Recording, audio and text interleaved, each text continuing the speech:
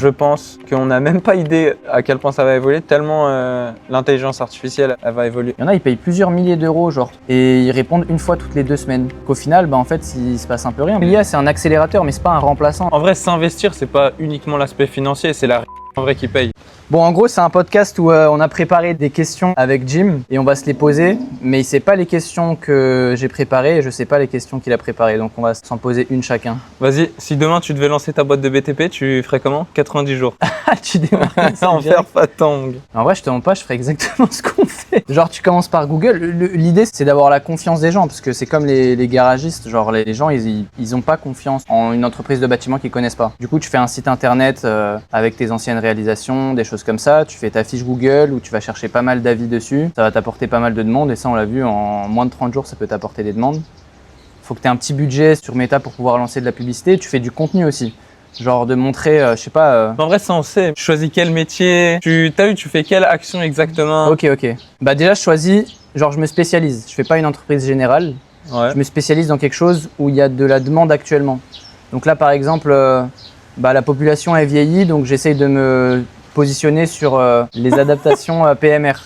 Genre faire des douches pour les personnes à mobilité réduite, genre pour les personnes plus âgées, etc. Bah, il y a plus de personnes âgées puisque maintenant... la population vieillit en France tout simplement. Donc ça, c'est des bonnes choses. Aussi, les gens, ça coûte plus cher d'acheter un nouveau bien. Donc ils veulent plus améliorer leurs biens principaux, genre faire une extension de maison ou une surélévation. Donc je peux faire un truc là-dedans. Mais je crois que je ferais du PMR. Le PMR, ça a l'air d'être pas mal.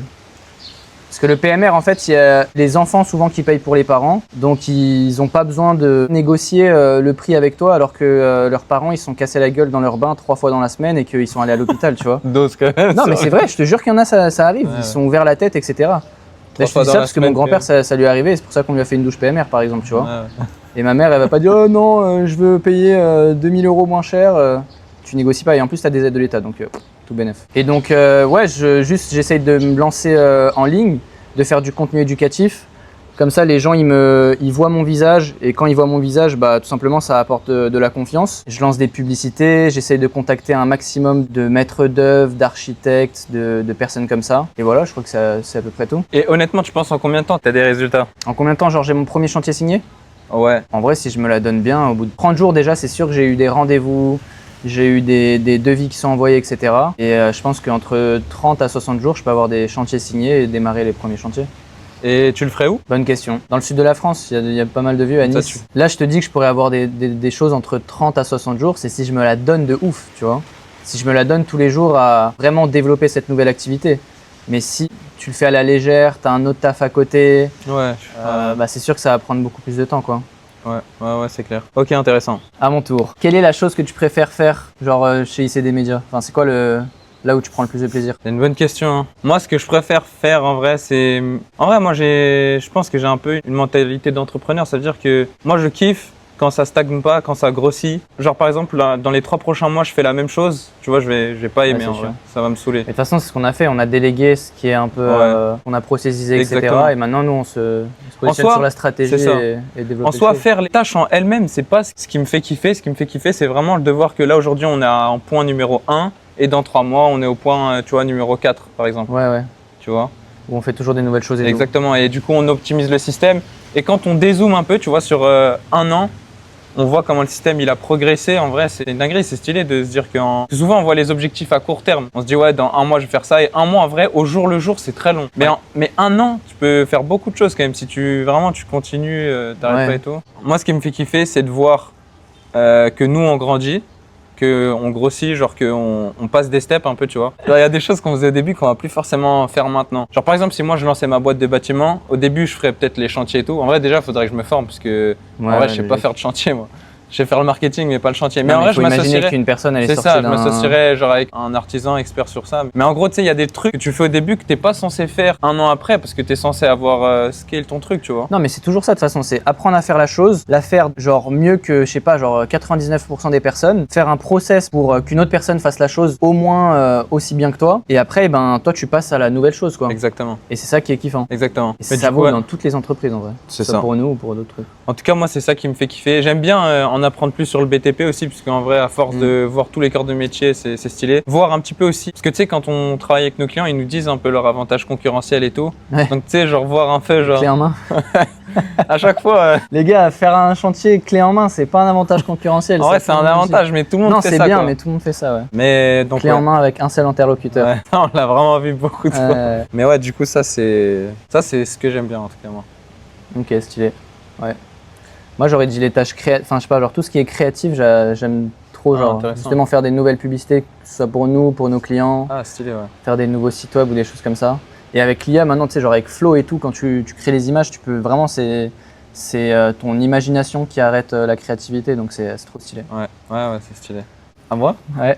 Sur 120 boîtes du bâtiment, c'est quoi un peu le pattern qui revient toujours chez celles qui décollent versus celles qui stagnent, tu vois, celles où ça bloque en vrai? Moi, pour moi, celles qui décollent, c'est celles qui sont proactives. Tu vois, elles ont payé un programme de marketing avec nous et quand on met en place les choses, elles sont réactives pour nous envoyer donc les données dont on a besoin pour faire les meilleurs résultats pour eux, pour contacter les clients qu'on leur a envoyés qui sont intéressés par leurs prestations, etc. et qui sont ouvertes tout simplement à nos recommandations et des choses comme ça, tu vois. Et celles qui réussissent pas, c'est celles qui répondent une fois toutes les... Ça, je comprends pas. Il y en a, ils payent plusieurs milliers d'euros genre pour justement mettre en place ces choses-là et ils répondent une fois toutes les 2 semaines. Et ils sont toujours débordés, etc. Enfin, ils n'arrivent pas qu'au final, en fait, il se passe un peu rien. Parce que même s'il y a des nouvelles personnes qui rentrent dans leur tableau, qui sont intéressées par Des projets. une rénovation, mise en conformité tableau électrique, je te dis une bêtise, mais bref, la campagne pour laquelle on a fait cette chose-là, s'ils les contactent jamais, ça sert à rien, tu vois. Et Exactement. je crois que c'est encore même pire parce que ça fait du mauvais référencement. Genre, une personne, elle va dire, ah ouais, moi, j'ai vu ce plombier-là dans la zone.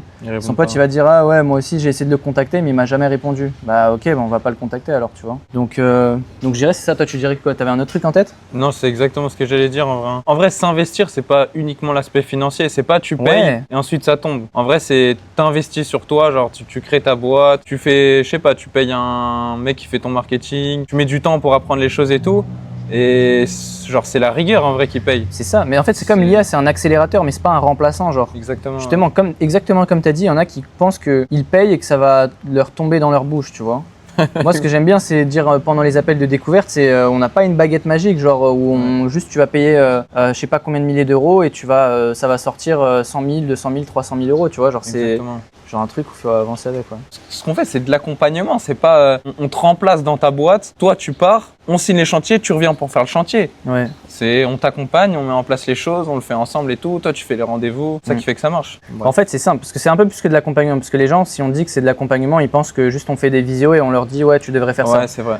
On fait tout pour eux jusqu'à la partie où ils doivent contacter la personne qui a envie de faire un chantier avec lui, tu vois. Sauf que j'arrive pas à comprendre, mais les gens, ils faut prioriser cette chose-là. Il faut la simplifier un maximum et ouais, faut juste mettre dans son planning que je sais pas, les gens qui sont intéressés. Parce qu'ils n'ont pas l'habitude. En vrai, ça, je pense que c'est, tu sais, la majorité des personnes avec qui on travaille, elles n'ont pas forcément eu des clients de cette manière-là.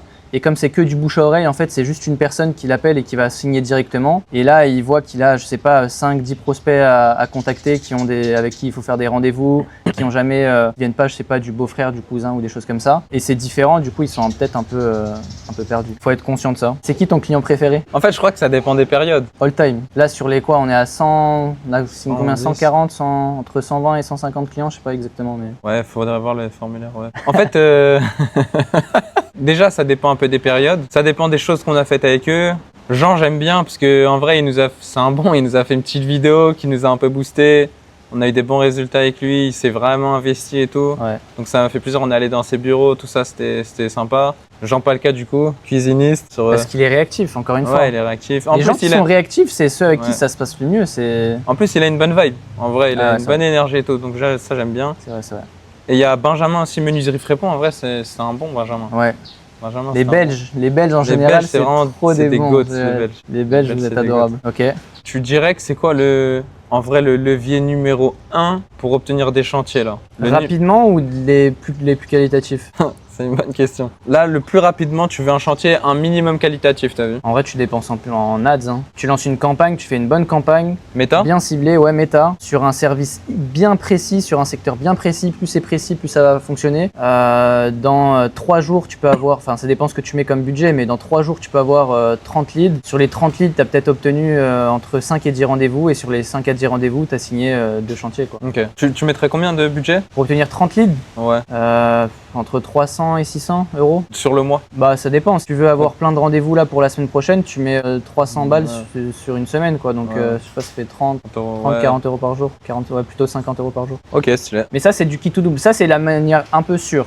Tu vois, un peu sûr d'avoir des chantiers. Mais sinon, tu peux juste tu sais, aller au marché le dimanche de ton Exactement, village. ouais. Tu mets une pancarte couvreur, je sais pas quoi. Ouais, ça, Et c'est tu pas dis mal. offre du moment pour un, je sais pas, genre un nettoyage de toiture. Et le nettoyage de toiture, il va t'ouvrir une rénovation de toiture, enfin, tu vois, genre tu vas réussir à alpaguer 2-3 personnes comme ça et voilà. Ouais, c'est clair. Si tu veux pas dépenser, quoi. Ouais. Et en vrai, genre, tu sais, une petite pancarte stylée comme ça, genre une offre extrêmement stylée, tu peux faire avec Nano Banana, même ChatGPT maintenant. Des bêtes de photos, des de bêtes de ouf. design. Ou Carrément. Canva. Mais le but, de toute façon, si tu fais cette chose-là où tu vas sur le marché de ton village, c'est de faire un truc simple où, Ouais. genre, je suis couvreur. En ce moment, je peux mettre en place cette offre-là pour le début des beaux jours. T'inquiète pas qu'il y a des gens qui vont venir te voir, quoi. Ouais. En vrai, c'est complémentaire. C'est pas uniquement marketing digital. C'est marketing digital en plus du marketing physique. Comme tu as dit, genre, on va dans les marchés. Pour moi, c'est genre, tu sais, il y a 2 parties. Il y a genre ce que la personne voit avant de t'avoir vu en réel. Exactement. Donc ça, c'est notre métier, tu vois. Genre, c'est de faire en sorte qu'il y a des inconnus qui se disent « Ah, il y a cette entreprise-là de couverture. Moi, j'ai besoin de rénover ma toiture, je vais aller le contacter. » Et ça, c'est que la moitié du travail. Mais après, l'autre moitié, c'est comment le chef d'entreprise ou la personne qui gère genre la relation client dans cette entreprise-là a le bon contact avec le client, elle est sympathique avec lui, elle vient à l'heure, tout simplement à l'heure au rendez-vous. Bien Ils habillé, arrivent à bien etc. matcher ensemble, etc. Et je dirais même, pour rebondir sur ça, il y a aussi l'inverse où, si par exemple, un entrepreneur dans le bâtiment, il va dans un marché, il montre un peu ses cartes, il dit ouais, voilà, je suis couvreur, tu vois, parlez de moi, je vous offre 15% si vous m'apportez un client, je sais pas quoi, tu sais, une petite offre comme ça. Ce qui peut être pas mal aussi, c'est si à ce moment-là, t'as des bonnes choses en ligne, t'as des projets avant-après, t'as un Facebook, t'as un Instagram, t'as un site, bien la sûr. personne, toi t'as un mec random en vrai quand tu vas le voir, donc la personne, elle va voir un petit peu ce que t'as en ligne, si elle voit que ça fait 3 ans que tu fais ça, que t'as ta société, que tu as des beaux projets en ligne, que tu es bien habillé en ligne un petit peu, là aussi ça peut te donner de la confiance, ça peut être pas mal. Je suis d'accord. En vrai, j'en ai un peu parlé tout à l'heure, mais c'est quoi la niche bâtiment la plus sous-cotée du moment? Genre là, en 2026, tu démarres de zéro, c'est où est-ce que tu peux avoir les meilleurs résultats avec En fait, le moi moins je trouve de que c'est pas concurrence? sous-côté. Tu vas me dire les salles de bain, rénovation de salles de bain PMR. Non, pour moi, j'allais dire, genre, faut juste voir le monde qui t'entoure aujourd'hui et En répondre vrai. à ce truc-là, tu vois. Ouais. Si j'avais pas notre œil, parce qu'en vrai, avec notre œil, on voit un peu ce que les gens font, ce qui marche et tout. Mais si peut-être j'étais un peu moins dedans, je demanderais à Claude, ouais, c'est quoi les 10 services les plus demandés, il me fait une petite analyse. Et tu vois ce que tu peux faire ou Ouais, pas. je regarde là où il y a le moins de marché, enfin le plus de demandes, le moins de concus. Tu regardes un peu les fiches Google, le nombre d'avis et tout, et puis après tu te places, tu te places ici. Ouais. J'avais vu un TikTok d'un mec qui fait comment ça s'appelle? Genre les genres de grosses bennes à ordures municipales. Ah ouais, c'est stylé ça. Et ça, c'est des trucs, ça te prend un jour, tu vois, genre tu creuses une sorte de fosse et tu mets en place le truc. T'es payé par les municipalités, donc t'as pas de négociation de paiement ou de trucs comme ça. C'est pas via les marchés publics parce que genre c'est en dessous du seuil, donc c'est pas galère. Genre tu vas juste contacter tes mairies ou des trucs comme ça. Et ouais, ils tournaient genre à 70K par mois, un truc comme ça. Parce qu'une installation, c'est genre entre 10 et 30 000, tu vois. C'est propre. Et donc t'en fais 3 dans le mois, c'est bon. Donc ouais, stylé. Si tu vas chercher du particulier, ouais, tu regardes ce qui se passe dans le monde. L'immobilier, ça augmente, du coup, tu fais plus des extensions ou des surélévations. C'est la période où les boomers ils partent à la retraite, donc il y a plus de vieux, des aménagements pour les vieilles personnes. Voilà. Il y en a plein d'autres que j'oublie, mais moi, c'est les deux qui me viennent en tête. Moi j'ai vu sur TikTok, bon après je sais pas si ça tu peux le faire partout en France. Je crois que ça se fait plus aux États-Unis. Mais j'ai vu un mec tu sais qui fait des aménagements genre en fonction des séries. Genre aménagement Harry Potter, Ah, si, grave stylé. aménagement Star Wars, aménagement genre Spider-Man. Ouais, mais ça, non, mais Ça en vrai, c'est très grave stylé. Mais Et en pour fait les- c'est ultra original, il y a zéro concu sur ça. Mais Ouais, faut savoir de le ouf. faire, faut quand même faut une certaine compétence et tout. Ouais. Mais ça tu fais des vidéos sur TikTok et tout et tu Tu cibles les gens qui font du Airbnb, Ouais, je vois. genre, parce que ça marche grave Ouais, bien de sur Airbnb. Ouais, mais les trucs nichés comme ça, enfin, Ouais, si ouais. tu. Mais en plus, ça, c'est encore plus que niché, c'est que tu crées limite ton propre marché, quoi. Ouais. Ouais, Donc ouais, ça c'est peut clair. grave bien marcher, comme ça peut grave flopper aussi en vrai. En tout cas, le mec, ça marche bien. Il fait plusieurs M par mois. Après, Ouais. c'est aux States, mais. Ouais. Comment est-ce que tu trouves que notre promesse, elle a évolué pour les personnes avec qui on travaille depuis le début? Ça a beaucoup changé quand même. Comment notre promesse elle a évolué? Pour moi, on a toujours à peu près eu la même promesse, tu vois, c'est des entreprises qui dépendent pas mal du bouche à oreille ou qui sont un petit peu en ligne mais qui n'arrivent pas trop à avoir des chantiers depuis leur présence en ligne. Bah nous justement on leur apporte des depuis internet parce que les gens ils font de plus en plus de recherches sur internet etc pour trouver l'entreprise qui va faire les travaux chez eux. Mais là je dirais que par rapport à avant on met beaucoup plus des, comment on dit déjà, tu sais genre quand tu préviens à l'avance d'une chose. Des insights? Ouais, je sais pas, mais bref, en gros, on va beaucoup plus éduquer la personne en amont de quand elle va travailler avec nous, que comme je disais avant, ça va pas être une baguette magique et que ça va leur apporter des choses. Eux aussi, ils vont devoir fournir un effort, ils vont devoir travailler pour cette chose-là. Parce qu'en fait, on a eu pas mal de personnes qui se disent ah ouais, cool, stylé, etc. Et comme on l'a dit là, après, ils sont pas réactifs et en fait, ils pensent que tout va se faire par eux-mêmes. Et donc, je pense que c'est ça qui a évolué. T'aurais dit quelque chose d'autre aussi? Ouais, quelque chose d'assez similaire. Tu sais, c'est pas genre on signe ensemble aujourd'hui et demain il va y avoir des chantiers. Mais c'est qu'en fait, il faut bien préciser que on signe ensemble, on fait le travail pour toi, mettre en place toutes les choses qu'on fait pour tout le monde. Et il va falloir faire des rendez-vous, il y aura des leads qui sont mieux que d'autres et ça fait partie du processus tout simplement. Ouais, c'est clair. Comme tu as dit, ouais, juste être bien clair sur ça, quoi. Ouais, je suis d'accord. C'était quoi le moment le plus dur qu'on a eu avec ICD depuis le commencement? Ah, moi j'ai direct la réponse. Vas-y. En vrai, c'est Facebook, non? Ouais, mais parce que Facebook, ils nous ont mis plein de moments durs. Moi, j'allais dire ça. Moi, pour ceux qui connaissent Facebook, du coup, ils savent. Pour ceux qui connaissent pas Facebook, en fait, en gros, c'est terrible. Parce que Meta, en vrai, c'est les mastodontes. C'est eux qui gèrent un peu le marketing. En vrai, tout le monde est sur Facebook, tout le monde est sur WhatsApp, tout le monde est sur Instagram. Parce que c'est plus que Facebook, c'est Meta. C'est Meta, C'est ce qui rassemble Facebook, Instagram, WhatsApp. Exactement. Tout le monde utilise les trois. Exactement. Ouais, du coup, comme nous, on travaille énormément avec. En fait, c'est sur Facebook que tu vas driver. C'est là où tu auras ton espace administrateur. Donc, tu vas driver Instagram, tu vas driver Facebook, tu vas driver WhatsApp, etc. Quand on crée beaucoup de portefeuilles business, quand on crée beaucoup d'accès administrateurs et tout, Facebook, ils ont des micro-robots qui vont détecter, qui vont mettre des blocages, qui vont mettre des bâtons dans les roues. C'est terrible. Ça, c'est le truc, moi, qui m'a le plus saoulé. Ça fait pas très pro, ça, c'est un peu relou. Alors qu'en vrai, c'est Meta. Enfin, c'est quand même, c'est les boss. D'où tu bugs. Mais c'est pas des bugs, c'est parce que, en fait, il y a beaucoup d'arnaques qui se font par rapport à ça, où même nous, on s'est déjà fait hacker, entre guillemets, notre compte administrateur Facebook. Ils ont essayé de récupérer nos accès pour nos campagnes, etc. Donc, ils n'ont pas réussi, bien heureusement. Mais comme il y a plein de petites arnaques comme ça, Facebook, ils font extrêmement attention. Et par exemple, beaucoup de nos clients qui commencent à travailler avec nous, qui n'ont jamais lancé de campagne sur Facebook, il faut qu'ils se créent un accès manager pour après nous donner l'accès pour qu'on puisse lancer des campagnes. Et comme ils n'ont jamais fait des choses comme ça, il y a beaucoup plus de revérification, etc. Donc ça nous fait perdre du temps pour contacter les personnes, etc. Et si tu le fais pour une personne, ça va, tu peux le débloquer. Mais quand tu signes une dizaine de clients tous les mois et que tu dois le faire pour 10 clients, c'est fatigant. Donc ouais, pour moi, c'est cette partie-là, Facebook, où il y a beaucoup de bugs. Heureusement, on arrive quand même toujours à débloquer, faut pas abuser, ils ont quand même un service client et tout. Mais c'est juste, ça fait perdre beaucoup de temps, ça met beaucoup de restrictions, faut trouver des solutions, ça casse la tête. Surtout que ça apporte pas de plus-value, c'est même pas quelque chose... Genre, s'il y avait pas ces choses-là, il y a rien qui change, tu vois, on irait juste plus vite. Donc ça, c'est super relou. Et ouais, je pense que c'est tout. Au début, l'acquisition client et tout. C'était pas la période la plus dure. Ouais. Si peut-être en vrai, toujours le commencement, je sais pas comment le mois d'après va se passer, etc. Le commencement.